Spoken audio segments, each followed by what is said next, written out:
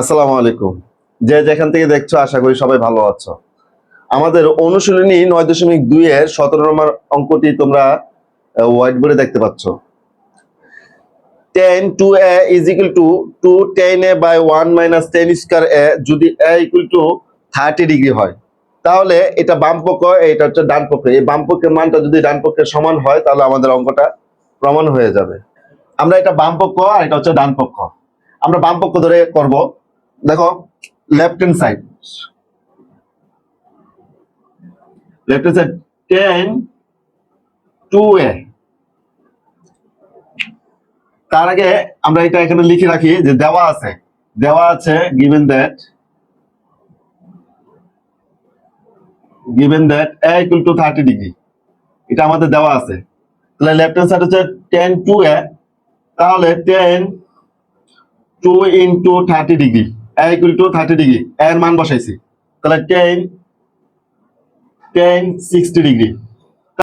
আমি ত্রিকোণমিতির মানের ভিডিও দিয়েছি প্রথম পর্বে, তারপরেও আমি স্টুডেন্টদের রিকোয়েস্টে আমি একটা রিকোয়েস্ট ভিডিও বানাবো ত্রিকোণমিতির অনুপাতগুলো খুব সহজে কিভাবে এটা তোমরা বের করবা। অর্থাৎ একটা অনুপাতের মান তুমি জানলে তুমি বাকি সবগুলো অনুপাতের মান বের করতে পারবা। সেই সহজ নিয়মের ভিডিওটি অবশ্যই তোমরা পেয়ে যাবা পরবর্তী ভিডিওতে।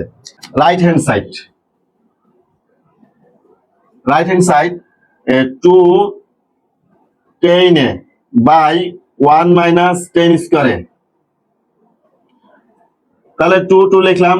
tan a এর মান হচ্ছে 30 ডিগ্রি, তো tan 30 degree by 1 minus tan এর মান হচ্ছে 30 ডিগ্রি বসাইলাম। এই tan স্কয়ার, tan এর উপর আছে স্কয়ার, এই স্কয়ারটা বাইরে দিয়ে দিলাম। এখন শুধু মান বসাবো। 2 tan 30 ডিগ্রি মান কত পাইছিলাম? tan 30 ডিগ্রি মান দেখো, tan থিটার মানগুলো আমরা আবার এখানে লিখি। tan থিটা সমান tan 0 ডিগ্রি মান 0, 1 বাই tan 30 ডিগ্রি মান 1 বাই √3, tan 45 ডিগ্রি মান 1, tan 60 ডিগ্রি মান √3, tan 90 ডিগ্রি মান অসংজ্ঞিত। তাহলে আমাদের tan 30 ডিগ্রি মান কত? 1 বাই √3।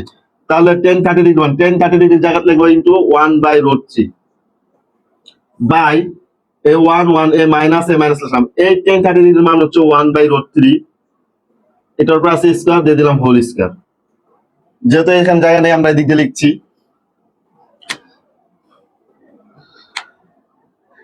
এই 2টা হচ্ছে এটা ইনটু এই 2টা হচ্ছে উপরের রাশি। তাহলে 2 বাই √3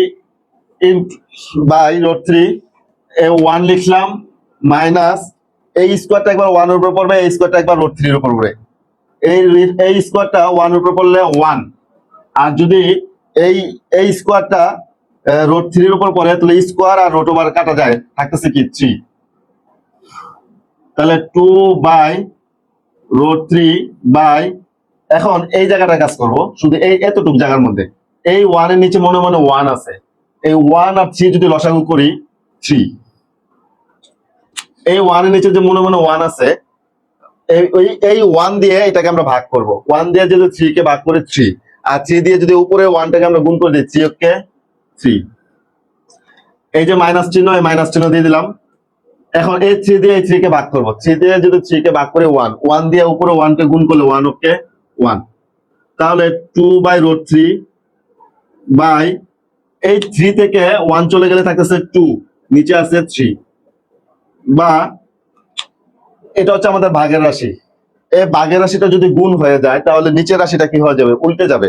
তাহলে আছে কি 2 বাই √3 এই ভাগের রাশিটা গুণ চিহ্ন দিলাম। এই যে নিচের রাশি 2 বাই 3টা আছে, এটা উল্টে যাবে, 3টা উপরে চলে যাবে, 2টা নিচে চলে আসবে। তাহলে এই 3টা উপরে চলে গেল, 2টা নিচে চলে আসলো। এখন এই 3 এই 2 দিয়ে এই 2 কে ভাগ করলে 2 কে 2 1, তাহলে 1 দিয়ে 3 কে গুণ করলে উপরে থাকতেছে 3 আর নিচে থাকতেছে √3। এখন এই 3 কে লেখা যায়, একটু ভাঙা লেখা যায়। যেমন আমরা একটু এদিকে লিখি, এতটুকু জায়গায় দিকে লিখি। এই 3 কে কি লেখা যায়? এই 3 কে √3 গুণন √3 লিখলে হইতেছে √3 হোল স্কয়ার। এই স্কয়ার আর √ওভারে কাটা যায়, এই স্কয়ার আর √ওভার কাটা যায়, থাকতেছে কি 3। তাহলে আমরা 3 কে ঘুরে আমরা কি লিখতে পারি? দুইটা √3 গুণ লিখতে পারি।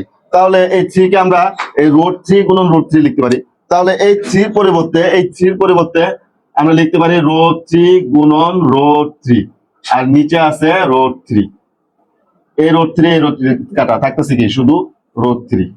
তো আমাদের ডান পক্ষ রো 3 পাইছি, আমাদের বাম পক্ষ কি পাইলাম রো 3 পাইলাম। তাহলে বাম পক্ষ সমান সমান ডান পক্ষ, এটা কি হয়ে গেল প্রমাণ হয়ে গেল।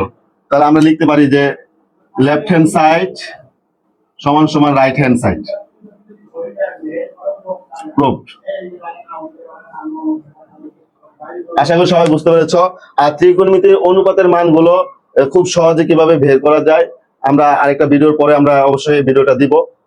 তোমরা চাইলে সে ভিডিওটা অপেক্ষা থাকতে পারো, আবার অথবা আমরা ইতিমধ্যে আমাদের চ্যানেলে ত্রিকোণমিতির মানগুলো কিভাবে বের করা যায় সেই ভিডিও দিয়েছি, তোমরা চাইলে দেখে আসতে পারো।